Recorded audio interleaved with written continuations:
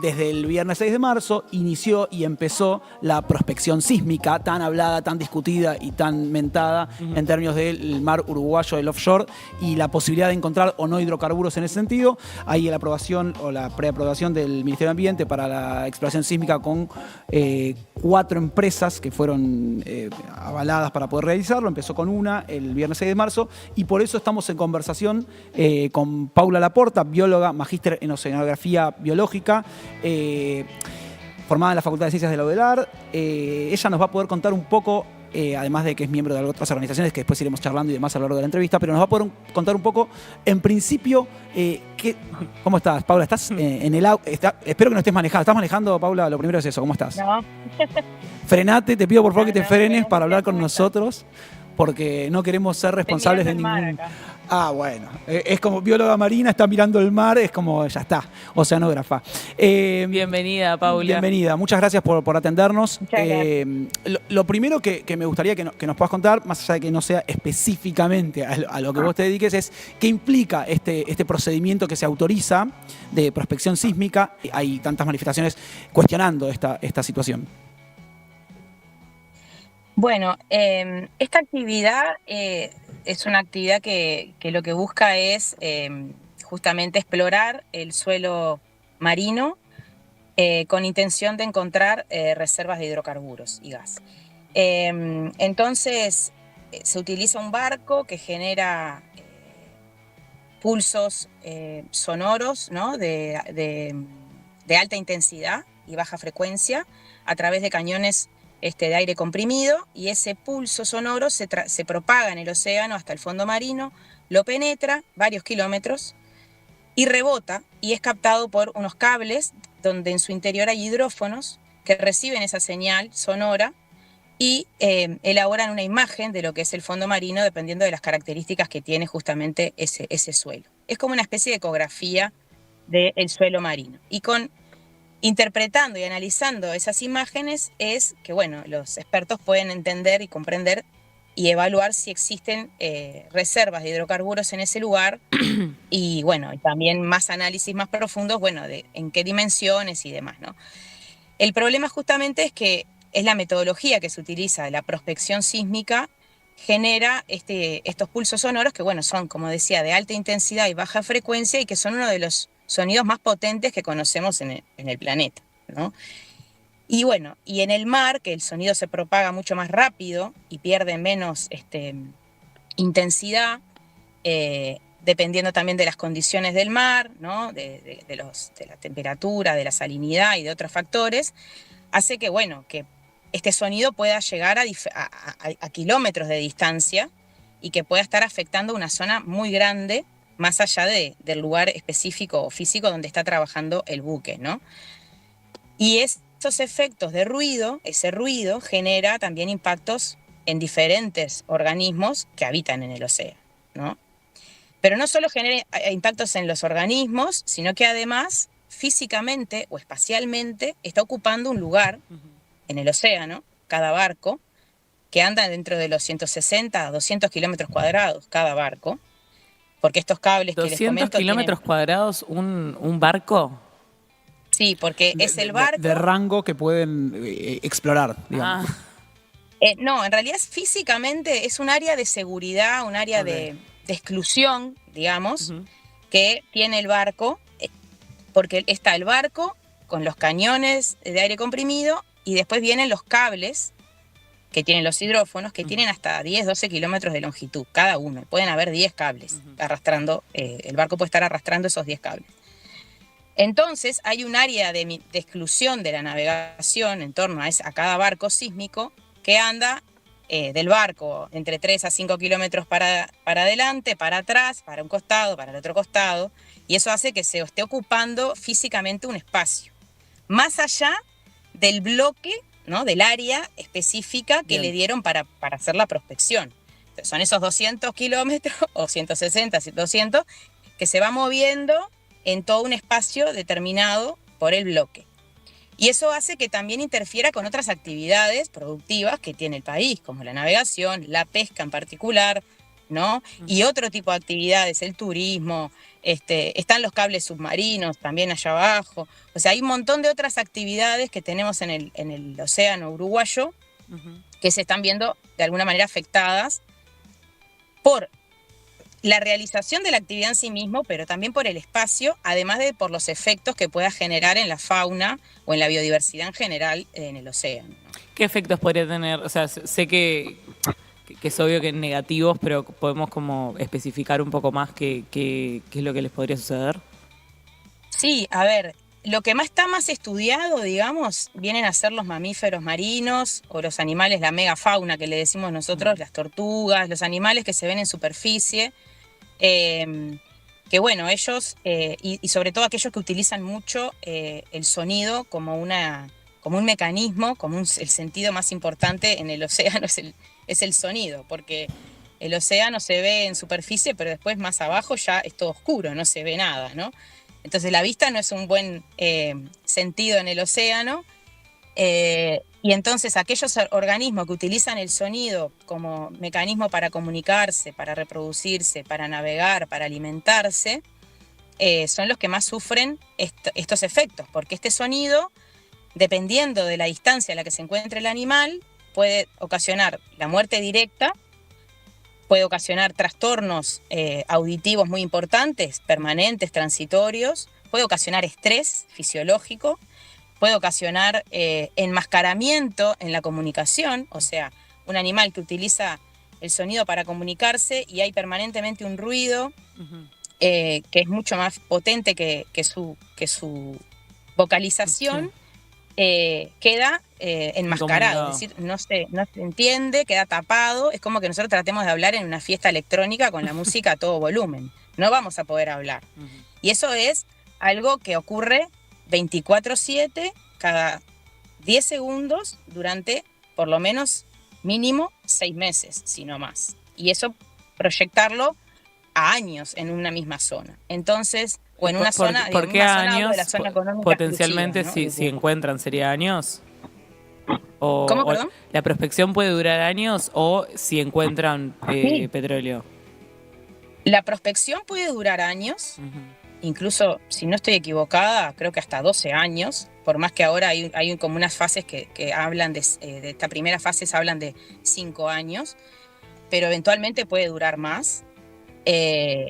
Y además hay un tema que es, no es solo, ahora es el efecto de la prospección, de este sonido, estos pulsos sonoros, pero es una actividad donde la prospección es el primer paso. Después viene la perforación, porque hasta que no se perfora, no hay seguridad de que haya petróleo allá abajo.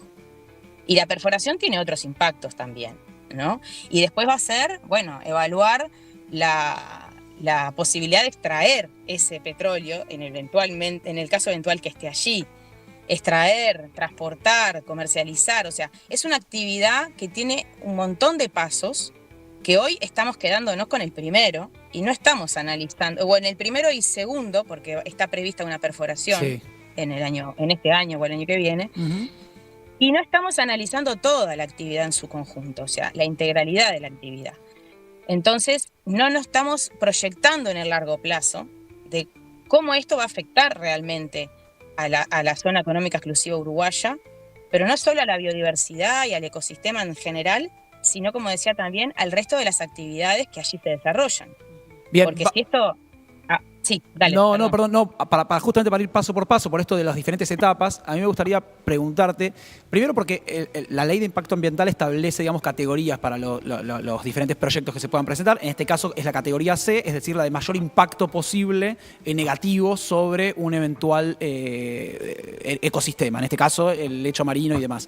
Ahora, la pregunta es, ¿existe algún límite seguro para la realización? Porque incluso los proyectos de ingeniería ambiental que se hicieron, de estudios de impacto, decían, los riesgos son, los riesgos no, el impacto, porque no dicen riesgos, dice impacto alto o grave en algunos casos, y las mitigaciones o las compensaciones que presentan estas empresas para poder realizarlo sin que sea ese impacto alto, digamos. ¿Hay un límite seguro? Primero para la parte de prospección y después a los otros, si querés.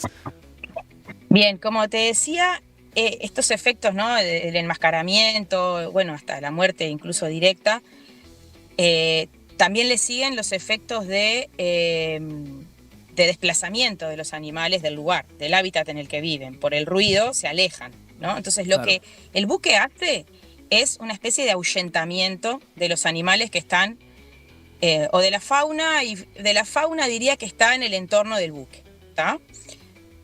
¿Por qué? Porque el sonido, cuanto más cerca de la fuente de sonido, que son los cañones de aire comprimido, más potente es el sonido, más intenso. Entonces, cuanto más cerca estés de allí, más grave es el impacto que va a tener el animal. Hay un radio de mitigación que aumentó de 500 metros a 1000 metros de la sísmica pasada a esta, en donde si aparece un animal en ese entorno, se deben apagar las armas, se deben apagar los cañones, ¿tá? Esa es una de las medidas de mitigación que se propone. En general, cuando el barco empieza, los cañones se encienden, se van encendiendo de forma gradual, ¿no? De menos intenso a más intensos, porque son arreglos de cañones con diferentes características cada uno. Y eso ya va haciendo, ese inicio gradual va haciendo que los animales que están en la zona se vayan, ¿tá? Existen casos, obviamente, hay situaciones en las que a veces hay un animal muy cerca y hay que apagar, o viene haciendo la prospección con los cañones disparando y tienen que parar. Eso es algo nuevo que se incorpora, que antes no se hacía o no era obligatorio. Pero la realidad es que el efecto, vos podés reducir la muerte del animal para que el animal no esté pegado al cañón cuando vas a disparar. Ahora, el resto de los efectos que mencionaba recién, es muy difícil de regularlos. Y más aún si en Uruguay no existe un estudio base previo al inicio de la sísmica. No se hizo en la sísmica pasada. ¿Cuándo fue? ¿Podés recordar cuándo fue la sísmica pasada? Hubo un periodo en Uruguay de la mayor actividad sísmica, que fue entre el 2012 y 2014 y duró hasta el 2017. Sí. Y ahí se exploró y no se encontró nada. Se hizo lo mismo que se va a hacer ahora, pero se hizo por, creo que 4 o 5 barcos simultáneamente, en buena parte de la zona económica exclusiva. No hubo ningún proceso de autorización ambiental previa. Porque eso se incorporó en la ley recién en 2017, que el lecho marino requiere de análisis ambiental previo. En realidad se debería haber realizado. No se hizo y fue una falta, porque la ley de impacto ambiental es del 94 y plantea que cualquier actividad, aunque no esté listada dentro de las actividades que se deben considerar para evaluar, se tiene que evaluar. Eso no se hizo por una decisión política. Tampoco, y los estudios de impacto ambiental que se presentaron en ese momento fueron realizados por las propias empresas, porque saben que se los piden en todas partes del mundo. Obvio. Y algunas de ellas lo presentaron, incluso por cuestiones de ética interna de la empresa. Sí, acá dijeron, bueno, gracias, no era necesario. Exacto. Acá no fue necesario, nadie se los pidió, lo único que se les pidió fue el plan de navegación, cómo iban a hacer el trabajo y demás. Ahora, esto fue hace 10 años, cambiaron algunas cosas, por suerte, avanzaron en un montón de aspectos, y ahora sí se pide este estudio de impacto ambiental. Pero las mitigaciones, en concreto, se enfocan principalmente en esta megafauna. ¿Qué pasa con el resto de la fauna que no tiene posibilidades de natación rápida, ¿no? De desplazarse del lugar? Sí. ¿Qué pasa con el fondo marino? ¿Qué pasa con los procesos que ocurren? Porque el plancton, la producción primaria que ocurre en el océano, que es la base de la red trófica del océano, todo eso no está contemplado, no hay medidas de mitigación para eso. ¿Tá? Y ya se sabe que en estos 10 años que ha habido y que existen efectos e impactos desde el plancton, invertebrados, peces y todo tipo de fauna que habita en el océano. Y lo otro es que se le solicitó a las empresas un plan de gestión ambiental en donde se proponen un par de estudios vinculados sobre todo a la pesca y a los peces, ¿no? y al plancton o al ictioplancton, digamos, que son las larvas de peces que van a ser después adultos, ¿no? Y ese estudio, por ejemplo, todavía no está accesible para el común de la gente. Se autorizó, pero no está accesible. Está reservado, digamos, no lo publicaron. No lo publicaron y entonces no sabemos qué es lo que están proponiendo hacer, Sí sabemos que el ministerio le pidió varias aclaraciones y varias cuestiones, pero no sabemos cómo es ese trabajo. Y ese trabajo lo tienen que hacer antes de comenzar con la sísmica. Lo mismo que el modelaje de la propagación del sonido en el lugar, que también son cuestiones que hay que revisar y ver de qué forma se hacen y cómo se hacen para justamente ver estas distancias que estamos hablando de la fuente de sonido a los animales o al área de mitigación, cómo es la propagación, cuál es la intensidad del sonido en esa zona para entender el impacto. Y lo otro que no se hizo tampoco fue que en la sísmica pasada se colectó un montón de información de avistamientos, ¿no?, por parte de los observadores a bordo, y esa información no fue utilizada para estudiar el impacto. Está toda la A posterior, información o sea, no se disponible. usó después para evaluar qué impacto tuvo. Exacto, como Bien. para decir, bueno, analizamos lo que pasó ahí y reevaluamos y vemos a ver qué hacemos en una futura sísmica. Esa información No no se está, usó. se usó solamente para identificar lugares, áreas espaciales en donde están estas especies para aportar a la identificación de áreas prioritarias para la conservación, pero no para analizar el impacto real que hubo en estas especies. Esto tiene que ver con lo que el Entonces, ministerio, perdón, esto tiene que ver con que el ministerio, porque estas empresas habían pedido como poder explorar en 4 o 5 bloques y el ministerio limitó estos bloques a 1 o 2, si no me equivoco, corregime si me equivoco. ¿Tiene que ver con eso de las zonas que se descubrieron o no? No, en realidad ellas proponen explorar prácticamente todos los bloques, Bien. pero lo hacen en fases. Ahora van a empezar con el bloque 1, Ok. pero tienen una fase que para el 2, para el 3, para el 4, hasta el 7, ¿no? Y esto es en los años que hablamos, ¿no? Y en las etapas, lo que redujo el ministerio fue la época del año en la cual hacer la sísmica, Ah, que ahí es va. entre noviembre y abril, Bien, ¿está? bien. Pero no limitó, al momento, no limitó los espacios. O sea que estas áreas prioritarias para la conservación están siendo sujetas a prospección sísmica antes de ser designadas áreas protegidas. ¿Cómo es el vínculo del ministerio o de los académicos y de las organizaciones que están discutiendo esta prospección sísmica con el ministerio? ¿Tienen vínculo, tienen diálogo, les consultaron? Hay vínculo, hay equipos, por ejemplo, para este caso de las áreas protegidas, ¿no?, de la identificación de áreas prioritarias para la conservación, hubo una serie de talleres desde el 2016, identificando elementos de relevancia ecológica en el océano uruguayo. Ahí participamos un montón de investigadores. Para la creación de áreas protegidas costero-marinas también. O sea, siempre hay un vínculo en donde se nos invita, se nos pide información, ya sea publicada como no publicada, sobre el conocimiento que tenemos del ambiente costero marino. Y hay grupos de trabajo incluso a nivel interinstitucional entre la universidad, el ministerio y otras instituciones. Ahora, en concreto, para las medidas de mitigación, no hubo una consulta específica, sí se hizo una actualización de la guía, del protocolo, digamos, que utiliza el ministerio, que lo hizo en el 2017, la creó después de que pasó toda la sísmica pasada, y después la actualizó, ahora en el 2024. ¿tá? Y Bien. con esa actualización fue que hizo las nuevas pedidos o requisitos que planteó a las empresas. Hubo algunas mejoras, pero es parte de lo mismo. No cambió sustancialmente, tal vez aumentó el número de observadores, el área de mitigación de 500 a 1000, pero no hay estudios de investigación de base, sobre todo en los mamíferos marinos, que son a los que mitigamos. O sea, es increíble que se hace el estudio de base de otros organismos que también están afectados, pero no se hace estudio de base de los organismos más afectados y a los que se les hace mitigación. Por lo tanto, no sabemos si la mitigación que estamos haciendo sirve para algo, ¿sí? Porque no sabemos qué había antes, no sabemos qué hay, sabemos lo que hay durante y después tampoco vamos a saber. Ahora ahí se incorporó, por ejemplo, un abordaje más de los varamientos, que es un tema no menor, porque cuando hay sísmica, la vez pasada ocurrió, cuando hubo sísmica hay varamientos, pero los varamientos los tenemos de toda la vida. ¿Cómo sabemos si un varamiento tiene que ver con la ¿Qué son los sísmica? varamientos? ¿Qué son los varamientos?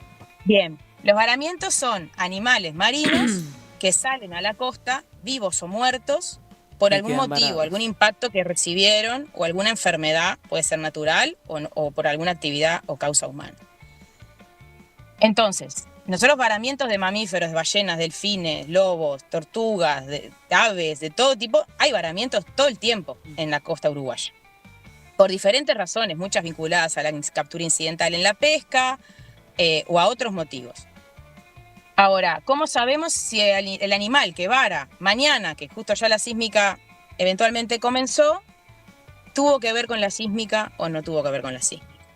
Es muy difícil hacer ese análisis. Uruguay no tiene hoy las condiciones, estamos en proceso, junto con el Ministerio de Ambiente, con la DINARA, con la universidad, con otros colectivos y organizaciones de la sociedad civil, el Museo de Historia Natural, estamos buscando capacitarnos para poder interpretar los varamientos que vayan a ocurrir de acá en adelante.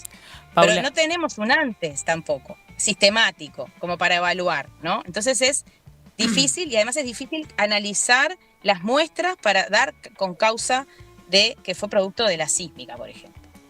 Paula, te iba a preguntar también de las sísmicas pasadas. También supongo que no tenían como el antes, el durante y el después, pero pueden capaz decir, bueno, los efectos fueron estos, o sea, ya sabemos lo que pasó, tenemos, no sé, esta película ya la vimos, alguna cosa como para decir esto es lo que va a pasar.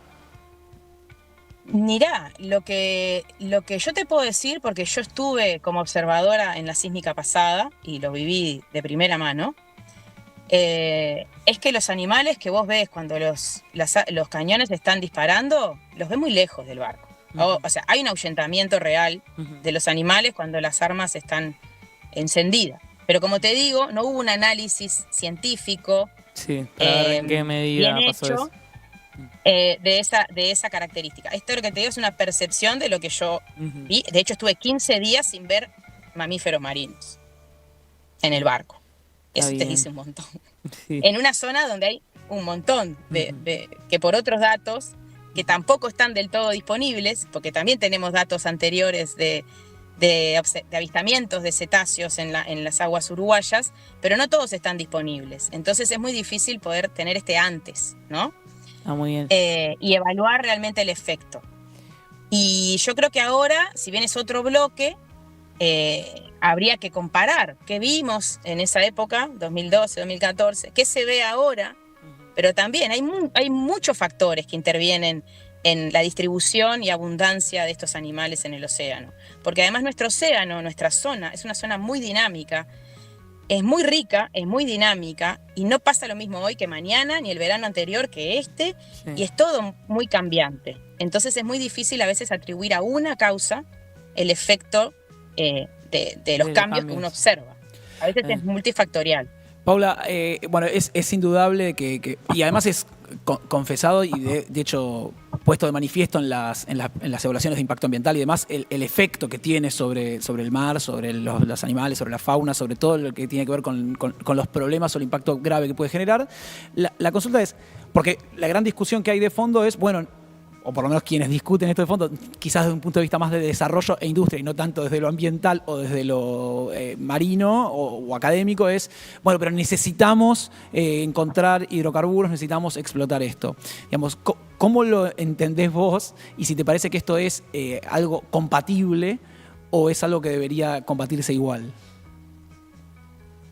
Bueno, si es que yo tenés voy a una dar respuesta. opinión personal. Y sí, obvio, te consulto con una opinión personal como, sí. como alguien que se dedica a investigar en fauna marina, obviamente. Yo creo que, a ver, acá no hay una postura en contra del petróleo, más allá de que todos entendemos, de que entiendo, perdón, voy a hablar personalmente, de que entiendo de que hay que reducir el uso del petróleo. ¿Tá? Pero es real que todos lo usamos. Yo ahora Sí, tengo un auto. ojo, no voy a decir, no. Eso lo dice No, también el Ministerio de no quiero Ambiente, petróleo. digo, no, eso también lo dice el Ministerio de Ambiente, más allá de que después va en contra de eso, pero digo, eso también lo dice el Ministerio de Ambiente, como para no ponerlo solo en tus palabras. No, está bien. Yo lo que siento es eso, que la búsqueda de hidrocarburos debería, en vez de destinar los fondos que se destinan a la búsqueda de hidrocarburos, que son millones de dólares, los destinaría a buscar estrategias nuevas y diversas de generación de energía que no interfiera con el océano, por lo menos.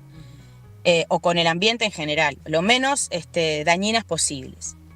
Entonces, partiendo de esa base, no me parece una buena idea salir a buscar petróleo menos en un país que ya demostró que en poco tiempo logró diversificar su matriz energética, sí. buscando otras alternativas que tampoco son la maravilla ni la panacea, porque tienen sus problemas de contaminación y de impactos, pero ya está más que sabido que la situación a la que hemos llegado hoy como en el planeta no amerita continuar con la búsqueda de hidrocarburos. Tenemos que buscar otras soluciones. Entonces, por ese lado entiendo que no corresponde hacerlo, no nos corresponde hacerlo en Uruguay, y tampoco no nos corresponde o no nos conviene hacerlo en Uruguay, por la situación en la que estamos nosotros, por el valioso océano que tenemos en Uruguay, esto que hablaba hoy de las características dinámicas, variables, ricas. Estamos en un punto en el océano muy valioso a nivel de diversidad, de procesos ecosistémicos, de variabilidad, que no estaría bueno dañarlo, digamos, ¿no? Y que también podemos generar otras actividades incluso que nos pueden dar también rédito o mantener las que ya tenemos y transformarlas más en sostenibles, ¿no? Como la pesca, la navegación y demás. Y además me parece que no estamos haciendo el trabajo de forma integrada. Nosotros tendríamos que parar, digamos, decir, bueno, paremos un poco. ¿Cuáles son las actividades que tenemos en nuestro océano? ¿En dónde están ubicadas ellas? ¿Cuáles son sus marcos regulatorios? ¿Cuál es la interferencia entre ellas? Si vamos a agregar una actividad nueva que encima tiene un impacto importante, que ya nadie lo discute, ¿tá? ¿Dónde la vamos a dejar realizar? ¿Se puede hacer en todos lados? ¿Es compatible espacialmente con las demás? ¿Temporalmente es compatible? ¿Hay otra forma de realizarla que sea menos impactante que la que estamos proponiendo? O sea, precisamos planificar nuestro espacio marino, precisamos ordenarlo y precisamos una visión más a largo plazo, que no sea solo la prospección sísmica, sino que sea toda la actividad en su conjunto y la interacción de esa actividad con todas las demás que tenemos. Porque si no vamos a estar disminuyendo nuestras economías, digamos, de otras actividades que son muy importantes, porque la pesca tendrá todos sus problemas que tiene, de captura incidental, de sobrepesca, un montón de problemas tiene la pesca, pero es pesca, es alimento, es lo que nosotros extraemos del océano, es algo muy importante y que además da un montón de fuentes de trabajo más que la sísmica. Entonces, evaluemos ese tipo de situaciones y ahí es donde creo que tenemos que proyectarnos como país y en asegurar nuestra soberanía y que no sea en función de los intereses de las empresas petroleras, que son multinacionales y que son en definitiva las que nos imponen a veces cómo son las cosas y que ocurrió así en la vez pasada, no ahora, no tan así ahora, ¿no? Entonces, sabemos que va por ese lado. este abordaje integral es parte de lo que va a ser trabajado mañana en un seminario que vas a estar participando. Me gustaría que puedas invitar a la gente si es que puede participar. Sé que es modalidad virtual, capaz es abierto y que nos cuentes un poco. Sí. Bueno, sí, es un seminario que se enmarca en las actividades del Instituto de Ciencias Oceánicas, recientemente creado y del que tengo la fortuna de ser parte. Es el segundo seminario que se realiza, son seminarios abiertos y de hecho esta temática surge un poco porque varios investigadores que somos parte del instituto y otros que están, son allegados o vinculados, tenemos esta preocupación de que es necesario un abordaje más integral, es necesario una reflexión sobre esta temática. Es necesario brindar información a la comunidad que lo está reclamando hace mucho tiempo y que de alguna manera es dar información basada en ciencia, objetiva, con estudios reales, de evidencias científicas de estos impactos que hablamos, o de conocer los procesos de cómo ocurrieron estas prospecciones sísmicas en nuestro país, qué fallas hubo, qué críticas hubo a las anteriores, qué podemos mejorar en estas.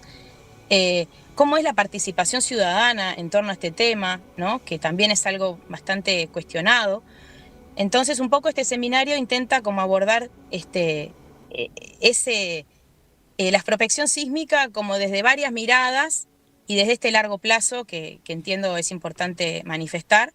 Es abierto a todo público, va a estar en un lenguaje accesible Y bueno, es una manera también de empezar como desde la universidad, más allá de que este seminario es una opinión también más personal, no refleja una opinión institucional, pero sí se está trabajando en el tema dentro del instituto y bueno, es una manera también de brindar a la sociedad y también a los gestores de nuestro país una perspectiva, información y un abordaje más integral del tema, ¿no? De la actividad en sí misma.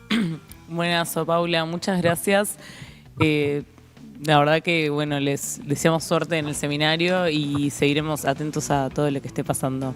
Muchas gracias. Bueno, muchas gracias a ustedes por el espacio y todas las preguntas. Muchas Un gracias. abrazo. Gracias.